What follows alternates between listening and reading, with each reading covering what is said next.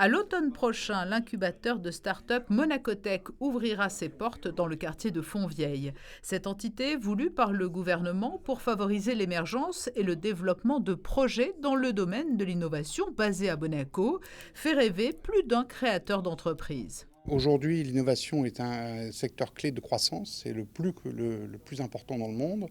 Et on voit qu'en France, Xavier Niel a inauguré son premier et plus grand incubateur de France et d'Europe. Et on ne pouvait pas rester en arrière à Monaco, avec Monacotech qui nous permet aujourd'hui d'héberger jusqu'à 80 personnes, et sans doute plus avec une extension possible. C'est la croissance de demain qu'il fallait mettre en route. Dans le jury de sélection de Monacotech figurent des investisseurs, des créateurs de start-up, des représentants de grands groupes tels que LVMH. Chaque dossier a été présenté pendant une vingtaine de minutes avant des délibérations qui auront donné lieu à des débats constructifs. C'est d'abord une connaissance du monde de l'entreprise, même plus du côté entrepreneurial plutôt que du côté corporate, soit du côté investissement, soit du côté cofondateur de start-up ayant réussi.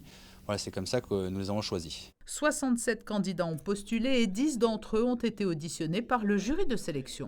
Pour moi, le point principal, ça reste l'équipe sur des projets qui sont assez jeunes dans leur vie. Si on a une équipe crédible et à la fois qui se pose les bonnes questions, qui a un minimum d'humilité pour se remettre en question et pour être capable de voir les opportunités, ça met en confiance, tout en étant expert sur son sujet. Donc ça, c'est le premier critère que moi j'ai regardé, et je pense que les autres ont regardé aussi. Ensuite, il y a un aspect innovation, évidemment, parce qu'on a envie, je pense, dans un endroit comme ici, d'avoir des sociétés qui sont amenées à faire des nouvelles choses.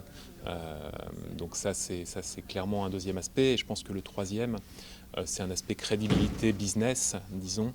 On a vu quelques projets qui étaient plus avancés que d'autres et donc qui ont mis le jury en confiance. Et finalement, c'est bien d'en avoir quelques-uns parmi les projets qui vont rejoindre l'incubateur, je pense, parce que c'est aussi eux qui vont potentiellement être moteurs par rapport à des boîtes un peu moins mûres au niveau business. Sur les 10 projets présentés devant le jury, 5 au moins devraient être retenus. Un deuxième appel à candidature sera ouvert d'ici la fin du mois de juillet pour de nouvelles auditions en septembre. À terme, l'incubateur de start-up Monacotech pourra accueillir une vingtaine d'entreprises.